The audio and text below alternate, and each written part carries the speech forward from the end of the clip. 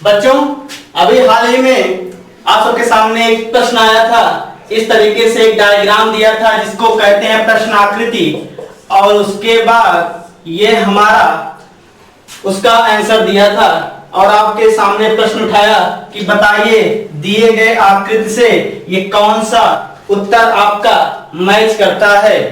तो बच्चों, हम लोगों ने पढ़ा पासे का प्रसारित रूप, और उस पासे के प्रसारित रूप में हम लोगों ने क्या पढ़ा कि कौन सा बॉक्स किस बॉक्स के विपरीत होता है। जैसा कि प्रश्न आपके सामने जब आया तो हमने आपसे बताया क्या बच्चों कि यहाँ पर अगर 1 है, ये 2 है, ये 3 है और ये 4 है, तो कहने का मतलब हमने जब इससे पहले आपको प्रसारित रूप पढ़ा रहे थे तो हमने आपको बताया कि ये 1 का विपरीत क्या होता है बच्चों, 2 होता है। 4 का विपरीत क्या होता है बच्चों, 3 होता है। कहने का मतलब ये था कि एक बॉक्स छोड़ने के बाद जो दूसरा बॉक्स होता है वही उसका क्या होता है, विपरीत होता है। अब समस्या इस प्रश्न में आया कि बताइए सर कि ये जो प्रश्न दिया है इसका उत्तर कौन सा सही होगा।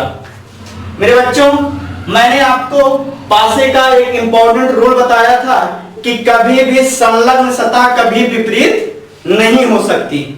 संलग्न सतह कभी भी विपरीत नहीं हो सकती। तो हम इसके प्रश्न के बाद हम उत्तर पे जब इसकी व्याख्या करते हैं और हम देखते हैं कि ये डायग्राम अगर हमने इसका बच्चों अगर देखा जाए तो अगर इस हम पासे को फोल्ड करते हैं और फोल्ड करने के बाद हम देखेंगे तो ये दोनों बॉक्स ऊपर आएगा इस तरीके से, और हमारा विपरीत ये विपरीत इसका मिल जाएगा कि नहीं मिल जाएगा बच्चों। ठीक, उसके बाद जब हमारा इस बॉक्स को अगर फोल्ड करते हैं तो इसका विपरीत ये मिलेगा कि नहीं मिलेगा, मिलेगा बच्चों। फिर उसके बाद जब हम देखते हैं ये हमारा जो बीच वाला जिसको मध्य बोलते हैं इसका विपरीत, अर्थात जो नीचे वाला ये पोर्शन है, नीचे वाला जो भाग है इसका विपरीत ये ऊपर वाला मिलेगा कि नहीं मिलेगा बच्चों। जैसे चलिए देखते हैं, जैसे अगर ये वाला ऊपर वाला मिलेगा तो किस आकार में और किस प्रकार में बनेगा।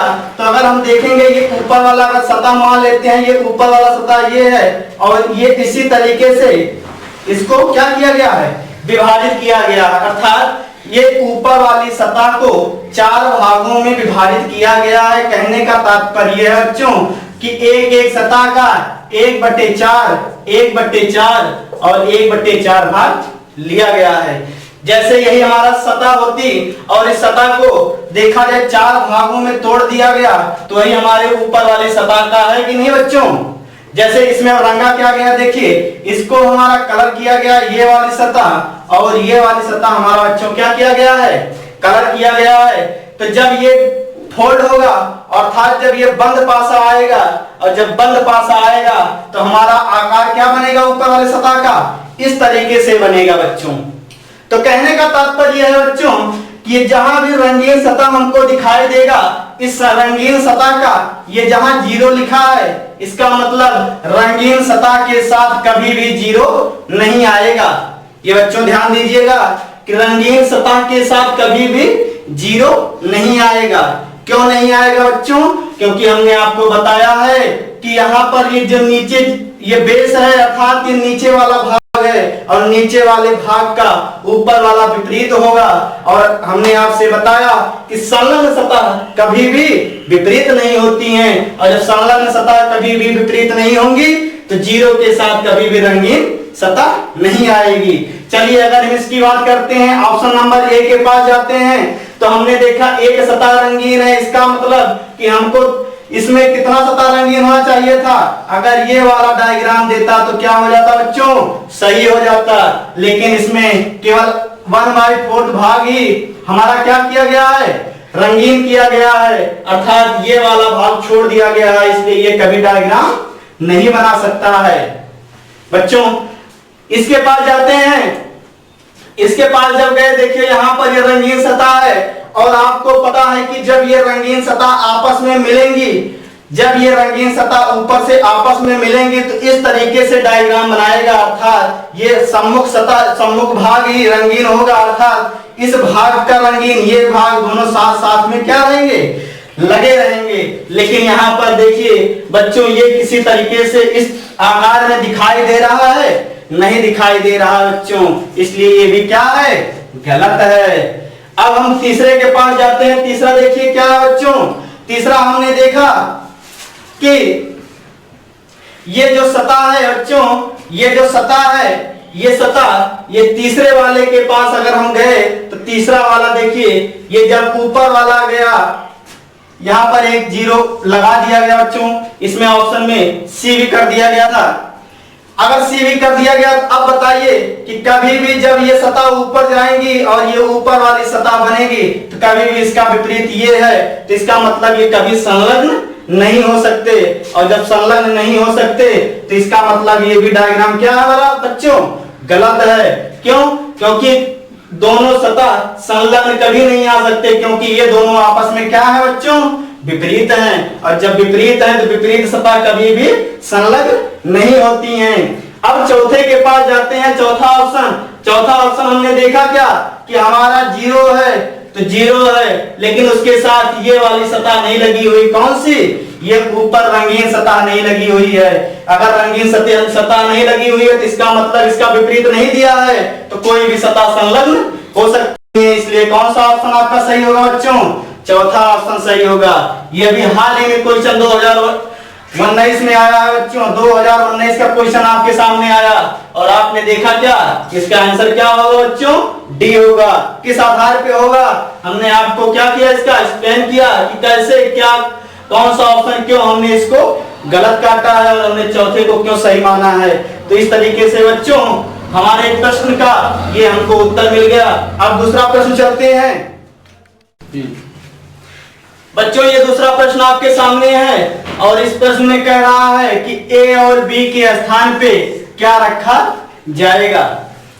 तो बच्चों पासे का प्रसारित रूप में हम एक चीज ये सीख रहे हैं आज कि पासे को कैसे भरा जाता है, अर्थात अगर बंद पासा है इसको ओपन किया जाए तो किस तरीके से वो फिलअप होगा, इस पे हम आज चर्चा करते हैं। तो देखिए बच्चों आपको बहुत आसान तरीका बताते हैं, यूनिक तरीका है बच्चों, ये यूनिक तरीका सीखिए। आप क्या कीजिए कि यहां पर 4 बॉक्स बना लीजिए और एक ऊपर। बच्चों देखते हैं अब इस बंद डाइस को ओपन डाइस में कैसे फिल किया जाता है। तो इस तरीके से प्रश्न जब भी आपके सामने आए तो हम देखते हैं सबसे ऊपर हम कॉमन सतह को रखते हैं। कॉमन सतह रखने का मतलब यह है, जब हम आपको बंद डाइस में ही पढ़ा रहे थे क्लॉकवाइज नियम, जिसको कोरा मीन का मेथड कहते थे। अच्छा, कोरा मीन का मेथड इसलिए कहते हैं उसको बच्चों कि कोरा मीन जो नाम शब्द पड़ा है वो क्यों पड़ा है, क्योंकि वो एक इंजेक्शन होता है जो मृतक आश्रित, जो मृतक शैया पर लेटे हुए व्यक्ति होते हैं उनको लगाया जाता है, और ये क्या करता है, क्षण भर के लिए वो जीवित कर देता है, इसलिए उसको कोरा मीन कहा गया। तो उसी को ही क्लॉकवाइज नियम कहते हैं बच्चों। तो क्लॉकवाइज नियम जब पढ़ा रहे थे आपको बताया था कॉमन सतह को पकड़ने का नियम, कि जब 2 डाइस में कोई एक सतह कॉमन होता है तो हम उसको पकड़ करके क्लॉकवाइज घूमते हैं। तो वही कॉमन सतह यहाँ रखना है बच्चों, और यहाँ पर फिर क्या करना है हमको, क्लॉकवाइज मतलब घड़ी इस तरीके चलता है ना, तो इस सबसे पहले इस सरफेस पे इस सरफेस का नंबर आएगा, फिर इस सरफेस का नंबर आएगा। इस तरीके से बच्चों इसमें क्या होता है, क्लॉकवाइज हमको चलना रहता है। कहने का मतलब ये है कि यहां से चलते हैं तो इस तरीके से चलेंगे, क्लॉकवाइज हमको घूमना रहेगा। यदि नीचे वाली सरफेस की बात करते हैं तो यहां हम रखते हैं हिडन सरफेस। हिडन सरफेस जैसे हम आपको बता रहे थे क्लॉकवाइज नियम में कि जब 2 समान हो जाते थे अंक तो एक हिडन नंबर को हम रख देते थे, और इस हिडन नंबर के आधार पे हम यहाँ पर फिर क्लॉकवाइज चलते हैं, और इस तरीके से हमारा क्या बनता है, डायग्राम बनता है बच्चों। इस तरीके से हमको चलना रहता है, किस तरीके से, हमेशा क्लॉकवाइज नियम पे। अब चलिए इसको हमको इसी में फिल करना है। तो बच्चों देखिए इसको हम पहले इरेज करते हैं। आप समझिएगा कि हमेशा क्लॉकवाइज ही आपको क्या करना है, चलना बच्चों, चाहे नीचे से चलेंगे तब भी हमको किस तरीके से चलना है, क्लॉकवाइज में ही चलना है। चलिए अब इसको देखते हैं। ये देखिए हमने आपसे क्या कहेंगे, 4 सरफेस बनाते हैं और 4 सरफेस का ऊपर और नीचे टोटल 6 सरफेस हो गए। हम देखते हैं इसमें पहले, दूसरे और तीसरे डाइस में से कौन सा ऐसा डाइस है जो एक सतह कॉमन की हमको दे दे। अगर देखिए यहाँ पर बात करते हैं 1, 4 और 6 है, यहाँ पर क्या है 1, 3 और 2 है, अर्थात इसमें हमने देखा एक क्या है कॉमन है। तो हमने ऊपर वाले क्या बताया था बच्चों, कॉमन सतह को ऊपर रख दीजिए, एक को हमने ऊपर रख दिया। अब क्या करते हैं कि इसको क्लॉकवाइज चलते हैं पहले डाइस से। देखिए क्लॉकवाइज कैसे चलेंगे, इस तरीके से चलेंगे, अर्थात 1 के बाद 4 के बाद किसका नंबर आता है 6 का। तो यहाँ पर फिर करने का तरीका हम यही बताया था आपको बच्चों, इस तरीके से। तो 1 हुआ, फिर उसके बाद 4, फिर 6। इसके बाद जाते हैं, यहाँ कहते हैं फिर क्लॉकवाइज चलते हैं। क्लॉकवाइज के बाद देखिए 1 के बाद 3 का नंबर, 3 के बाद 2 का नंबर, मतलब 1 के बाद 3 का नंबर, 3 के बाद 2 का नंबर आता है बच्चों। अब बताइए यहाँ पर कौन सा नंबर है जो हिडन है। तो इसमें कौन सा नंबर है बच्चों, 5 नंबर हिडन है। कौन सा नंबर, 5 नंबर हिडन है। अब जब 5 नंबर हिडन है तो हमने आपसे कहा कि बच्चों इसमें प्रश्न बताइए कौन सा आपका आंसर होगा। ए और बी के स्थान पे कौन सा संख्या लिखी जाएगी। तो बच्चों हमने आपसे कहा यहाँ क्या लिख रखा है बच्चों 5 के बाद देखिए ए का नंबर, ए के बाद बी का नंबर, इस तरीके से हमेशा क्लॉकवाइज ही चलना रहता है हमको। जब क्लॉकवाइज चलना रहता है बच्चों तो हमने देखा 5 के बाद ए है, ए के बाद क्या है बी है, और हम इस डायग्राम के पास जाते हैं और डायग्राम में देखते हैं 5 के बाद क्या है बच्चों 2 है, 2 के बाद क्या है 3 है। तो हमारा आंसर क्या हो जाएगा 2 या 3, अर्थात इसमें 2 या 3 क्या हो जाएगा भरा जाएगा बच्चों। ठीक, थैंक यू।